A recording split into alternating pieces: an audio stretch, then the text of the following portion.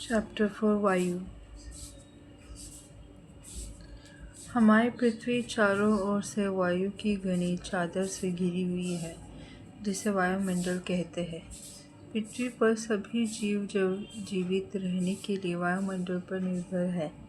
यह हमें सांस लेने के लिए वायु प्रदान करता है एवं सूर्य की किरणों के हानिकारक प्रभाव से हमारी रक्षा करता है। यदि सुरक्षा की यह चादर न हो तो हम दिन के समय सूर्य के गर्मी से तप्त होकर जल सकते हैं एवं रात के समय ठंड में जम सकते हैं। अंततः यह वह वायु राशि है जिसने पृथ्वी के तापमान को रहने योग्य बनाया है। वायुमंडल का संगठन। क्या आप जानते हैं कि जिस वायु का उपयोग हम सांस लेने के लिए करते हैं, वास्तव में वह अनेक गैसों का मिश्रण होता है। नाइट्रोजन तथा ऑक्सीजन ऐसी दो गैसें हैं जिनसे वायुमंडल का बड़ा भाग बनता है। Carbon dioxide, helium, ozone, argon एवं हाइड्रोजन कम मात्रा में पाई जाती है। इन गैसों के अलावा धूल के छोटे छोटे कण भी हवा में मौजूद होते हैं।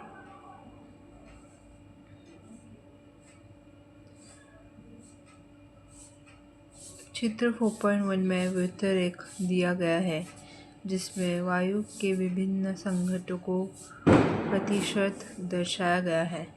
नाइट्रोजन वायु में सर्वाधिक पाई जाने वाली गैस है। जब हम सांस लेते हैं तब फेफड़े में कुछ नाइट्रोजन भी ले जाते हैं और फिर उसे बाहर निकालने देते हैं, परंतु पौधे को अपने जीवन के लिए नाइट्रोजन की आवश्यकता है।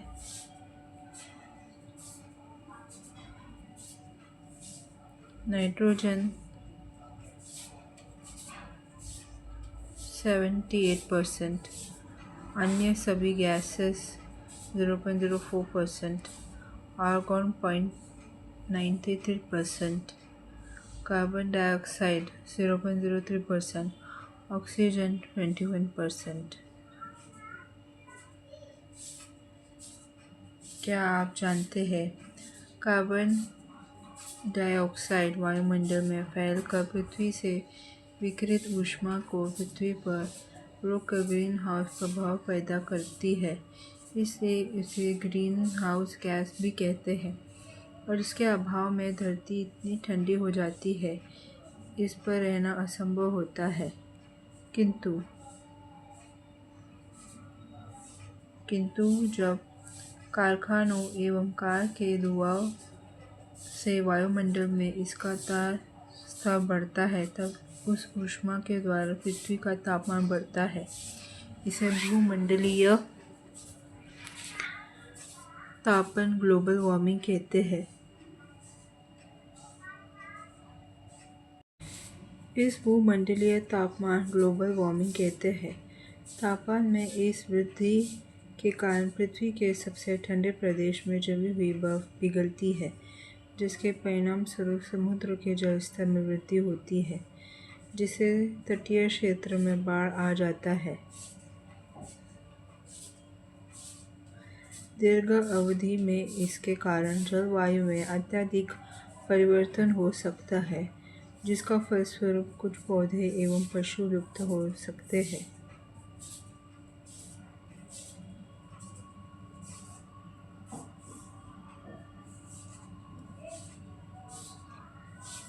वे सीधे वायु से नाइट्रोजन नहीं ले पाते हैं।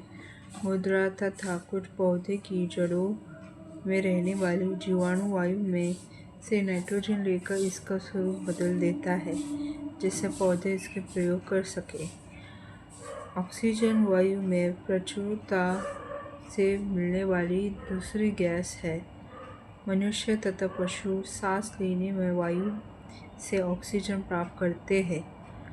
पादप प्रकाश संश्लेषण द्वारा ऑक्सीजन उत्पन्न करते हैं। इस प्रकार वायु में ऑक्सीजन की मात्रा समान बनी रहती है। यदि हम वृक्ष काटते हैं तो यह संतुलन बिगड़ जाता है। कार्बन ऑक्साइड अन्य महत्वपूर्ण गैस है। हर पदार्थ अपने भोजन के रूप में कार्बन डाइऑक्साइड का प्रयोग करते हैं और ऑक्सीजन वापस देते हैं। मनुष्य और पशु कार्बन डाइऑक्साइड बाहर निकलते हैं। मनुष्यों तथा पशुओं द्वारा बाहर छोड़ी जाने वाले कार्बन डाइऑक्साइड की मात्रा पादपों द्वारा प्रयोग की जाने वाली गैस से बराबर होती है, जिससे यह संतुलन बना रहता है। परंतु यह संतुलन कोयला तथा खनिज तेल आदि ईंधनों के जलने से बिगड़ जाते हैं। ये वायुमंडल में प्रतिवर्ष करोड़ों टन कार्बन डाइऑक्साइड की बढ़ोतरी करते हैं। परिणाम स्वरूप कार्बन डाइऑक्साइड का बढ़ा हुआ आयतन पृथ्वी पर मौसम तथा जलवायु को प्रभावित करता है।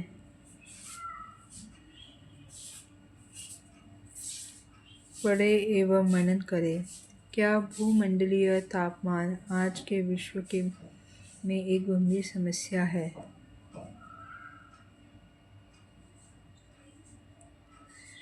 क्या आप जानते हैं जब वायु गर्म होता है तो फैलती है और हल्की होकर ऊपर उठती है। ठंडी वायु सघन और भारी होते हैं, इसलिए इसमें नीचे रहने की प्रवृत्ति होती है। गर्म वायु के ऊपर उठने पर आसपास के क्षेत्रों में ठंडी वायु रिक्त स्थान को भरने के लिए वहां आ जाती है। इस प्रकार वायु चक्र चलता रहता है।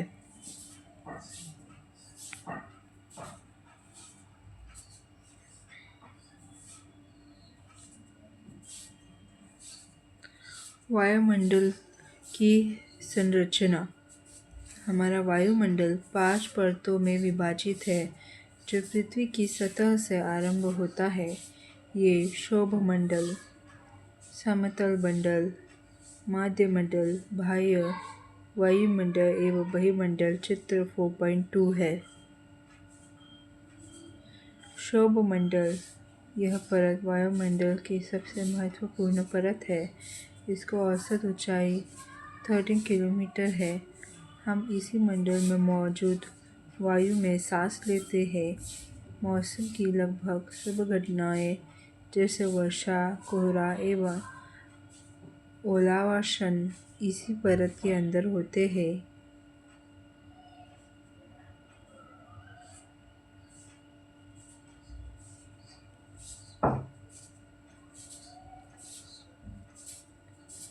समता मंडल क्षोभमंडल के ऊपर का भाग समताप मंडल कहलाता है। यह लगभग 50 किलोमीटर की ऊंचाई तक फैला है। यह परत बादलों एवं मौसम संबंधी घटनाओं से लगभग मुक्त रहती है।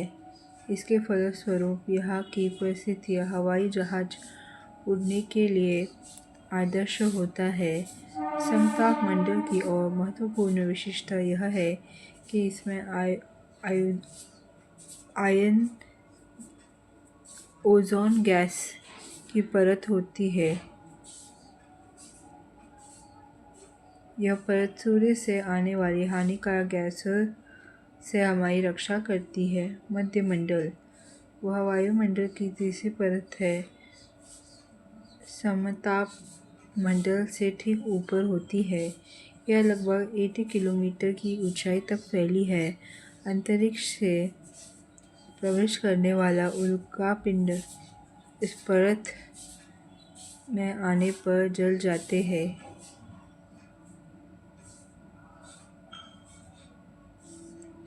बाह्य वायुमंडल से बढ़ती ऊंचाई के साथ तापमान अत्यधिक तीव्रता से बढ़ता है। वायुमंडल इस परत का भाग है। यह 80 से 400 किलोमीटर तक फैली है। रेडियो संचार माउंट एवरेस्ट के नीचे से लेकर ऊपर तक शोभमंडल, विषुवमंडल के ऊपर आयोजन मंडल में हवाई जहाज उड़ता है समताप मंडल तक, फिर समताप सीमा तक से लेकर मध्य मंडल सीमा तक बाह्य वायुमंडल, बहिर्मंडल। तो समताप मंडल जो है शोभा सीमा से लेकर समताप सीमा तक हवाई जहाज उड़ता है। समताप मंडल में ओजोन होता है।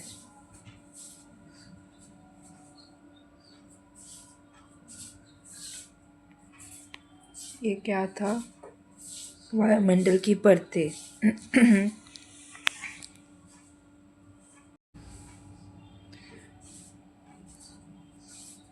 के लिए इस परत का उपयोग होता है।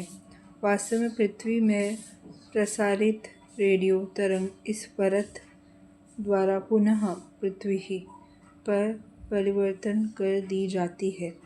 वायुमंडल की सबसे ऊपरी परत को बहिर्मंडल के नाम से जाना जाता है। यह वायु की पतली परत होती है। हल्की गैस जैसे हीलियम एवं हाइड्रोजन यहीं से अंतरिक्ष में तैरती रहती है। आओ कुछ करके सीखें। स्थानीय समाचार पत्र से 10 दिन का मौसम रिपोर्ट लिखें एवं मौसम में बदलाव का अवलोकन करें। मौसम एवं जलवायु। क्या आज वर्षा होगी? क्या आज दिन साफ होगा और धूप निकलेगी? कितनी ही बार हमने क्रिकेट प्रीमियर के मुंह से एक दिवसीय मैच के भविष्य का अनुमान लगाते सुने होंगे। यदि हम कल्पना करें कि हमारा शरीर एक रेडियो है और मस्तिष्क उसके स्पीकर है, तो मौसम वह है जो इसके नियंत्रण बटनों से छेड़छाड़ करता रहता है। मौसम वायुमंडल की प्रत्येक घंटे तथा दिन प्रतिदिन की स्थानीय स्थिति होती है। आर्द्र एवं गर्म मौसम किसी को भी चिड़चिड़ा बना सकता है। अच्छा हवादार मौसम हमें आनंद देता है और हम घूमने की योजना भी बना सकते हैं। मौसम नाटकीय रूप से दिन प्रतिदिन बदलता है, किंतु दीर्घकाल में किसी स्थान का औसत मौसम उस स्थान की जलवायु बताता है। क्या आप समझ गए कि हम मौसम का दैनिक पूर्वानुमान क्यों करते हैं? तापमान। आप प्रतिदिन जिस तापमान का अनुभव करते हो वह वायुमंडल का तापमान होता है। वायु से जो मौजूद ताप एवं शीतलता के परिमाण को तापमान कहते हैं। वायुमंडल का तापमान केवल दिन और रात में ही नहीं बदलता, बल्कि ऋतुओं के अनुसार भी बदलता है। शीत ऋतु की अपेक्षा ग्रीष्म ऋतु ज़्यादा होती है। आर्द्रपन का एक महत्वपूर्ण कारक है जो तापमान के वितरण को प्रभावित करता है।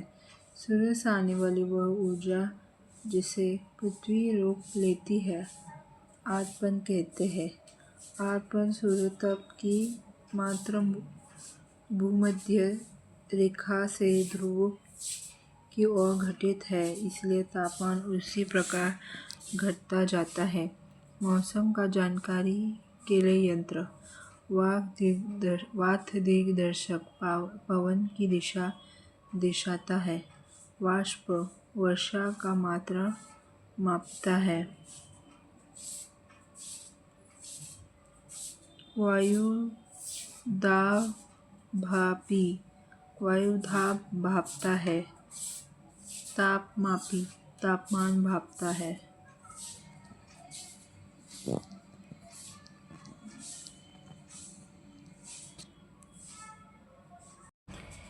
क्या आप जानते हैं, यह जानकारी आपको आश्चर्य होगा कि पृथ्वी सूर्य की ऊर्जा के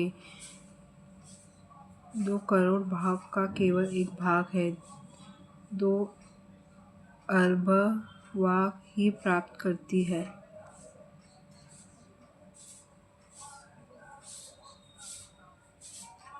आओ कुछ करके सीखें। स्थानीय समाचार पत्र के 10 दिन की मौसम रिपोर्ट लिखें एवं मौसम में बदलाव का अवलोकन करें।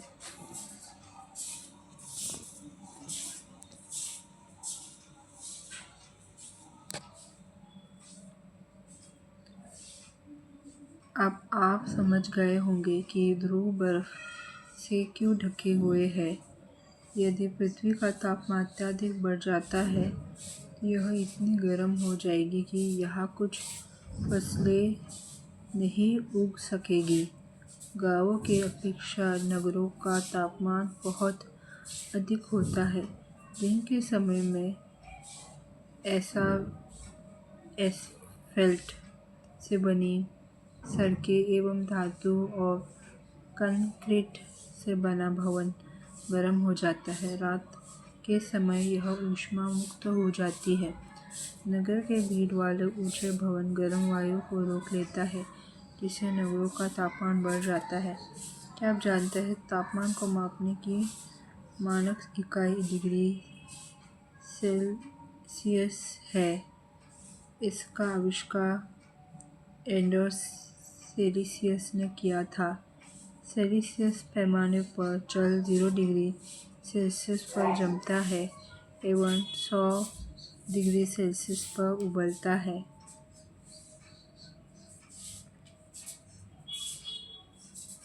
वायु दाब।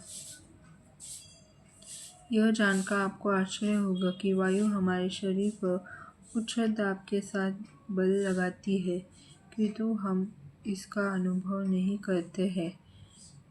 यही इसीलिए होता है क्योंकि वायु का दाब हमारे ऊपर सभी दिशाओं से लगता है और हमारा शरीर विपरीत बल लगाता है। पृथ्वी की सतह पर वायु के भार द्वारा लगाया गया दाब वायु दाब कहलाता है। वायुमंडल में ऊपर की ओर जाने पर दाब तेजी से गिरने लगता है। समुद्र स्तर पर वायु दाब सर्वाधिक होता है और ऊंचाई पर जाने पर यह घटता जाता है। वायु दाब का क्षैतिज वितरण किसी स्थान पर उपस्थित वायु के दाब द्वारा प्रभावित होता है। अधिक तापमान वाले क्षेत्रों में वायु गर्म होकर ऊपर उठाती है। यह निम्न दाब क्षेत्र बनाता है। निम्न दाब बादल युक्त आकाश एवं नाम मौसम के साथ जुड़ा होता है। कम तापमान वाले क्षेत्रों की वायु ठंडी होती है। इसके फलस्वरूप यही भारी होती है। भारी वायु निम्नजित होकर उच्च दाब क्षेत्र बनाती है। उच्च दाब के कारण स्पष्ट एवं स्वच्छ आकाश होता है। वायु सदैव उच्च दाब क्षेत्र से निम्न दाब क्षेत्र की ओर गमन करती है। पवन। उच्च दाब क्षेत्र से निम्न दाब क्षेत्र की ओर वायु की गति को पवन कहते हैं। आप पवन को काम करते देख सकते हैं जब यह सड़क पर गिरी पत्ती को उड़ाती अथवा तूफान के समय पेड़ों को उखाड़ देती है। कभी कभी जब पवन धीरे बहती है तो आप इसे महीन धूल या धुआं को उड़ाते देख सकते हैं।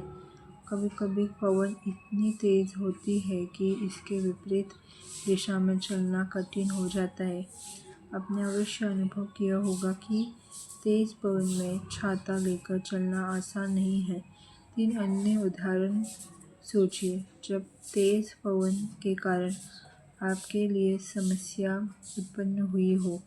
पवन को मुख्यतः 3 प्रकार में विभाजित किया जा सकता है। क्या आप जानते हैं, पवन का नाम इसके आने की दिशा के आधार पर निर्धारित होता है। उदाहरण के लिए पश्चिम से आने वाले पवन को पश्चिम पुछवा पवन कहते हैं।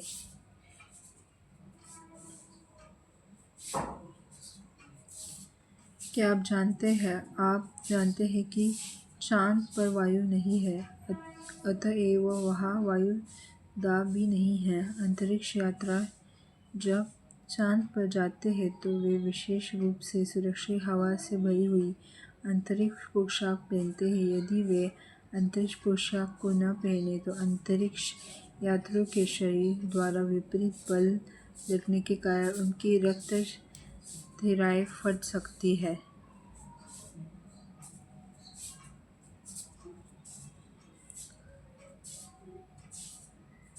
जिससे अंतरिक्ष यात्री रक्तस्रावित हो सकते हैं। आप जानते हैं तापमान को मापने की मानक इकाई डिग्री सेल्सियस है। इसका आविष्कार एंडर्स सेलियस ने किया था। सेल्सियस पैमाने पर जल 0 डिग्री सेल्सियस पर जमाता है एवं 100 डिग्री सेल्सियस पर उबालता है।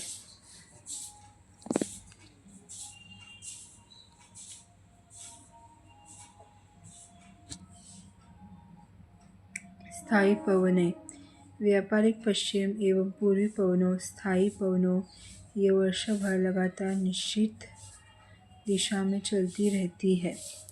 मौसम पवनों से पवनें विभिन्न ऋतुओं में अपनी दिशा बदलती रहती है। उदाहरण के लिए भारत में मानसून पवनें।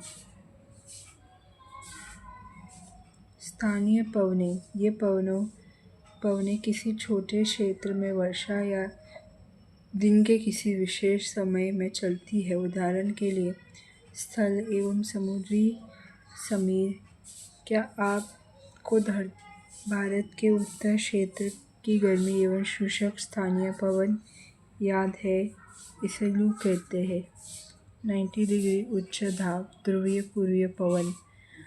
अधो ध्रुवीय निम्न दाब सनातन पछुआ पवन। उपोष्ण उच्च दाब हौसा अक्षांश। दक्षिण पूर्वी व्यापारिक पवनें। भूमध्य रेखा निम्न दाब डोलड्रम।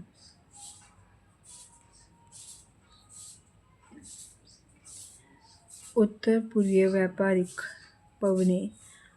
उपोष्ण उच्च दाब हॉर्स अक्षांश सनातन पछुआ पवन। अधो ध्रुवीय निम्न दाब ध्रुवीय पूर्वी पवन उच्च दाब।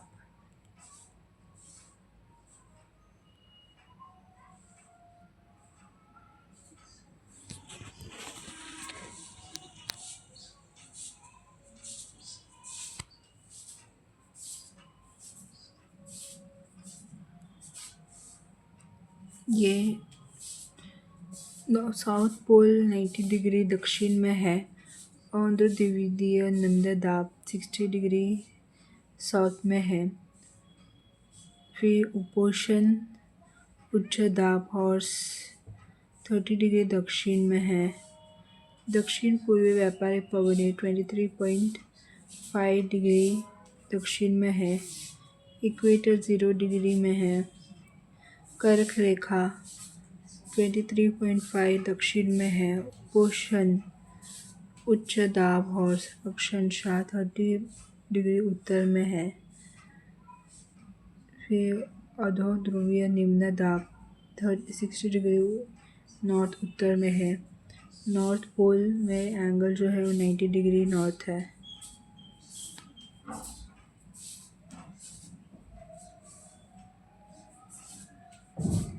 चक्रवात प्राकृतिक आवेश भारत के पूर्वी समुद्री तट पर स्थित ओडिशा के बंगाल की खाड़ी से उठने वाला चक्रवात का खतरा बना रहता है।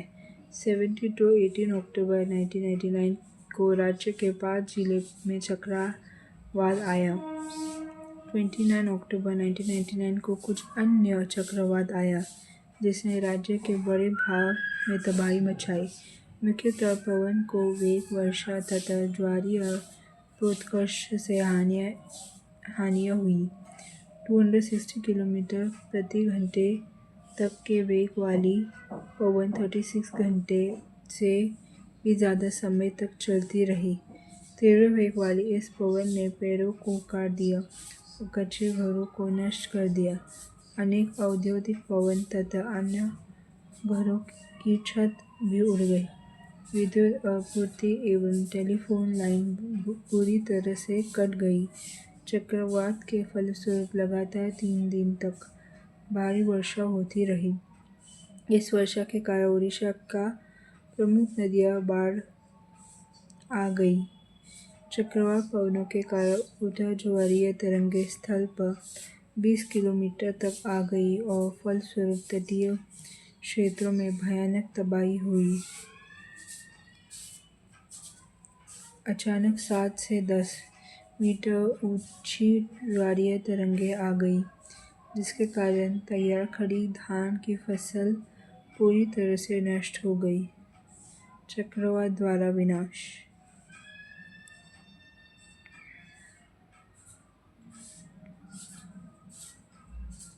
25 अक्टूबर 1999 में पूर्वी पोर्ट ब्लेयर के निकट थाईलैंड का खाड़ी में अवदाब के कारण यह चक्रवात उत्पन्न हुआ और यह धीरे धीरे उत्तर पश्चिम दिशा से बढ़ा गहन होकर इसने महाचक्रवात का रूप धारण कर लिया।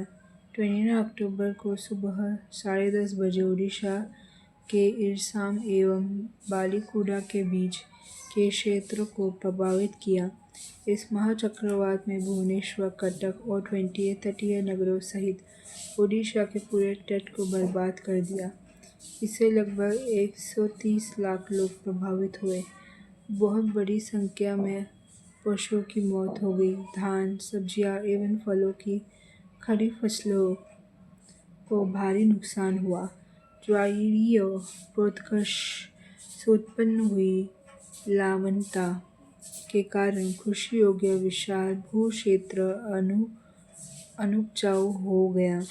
साल, सागवान एवं बांस के बागान वाले विशाल भूक्षेत्र नष्ट हो गए। पारादीप एवं कोणार्क के बीच स्थित मैंग्रोव के जंगल लुप्त हो गए।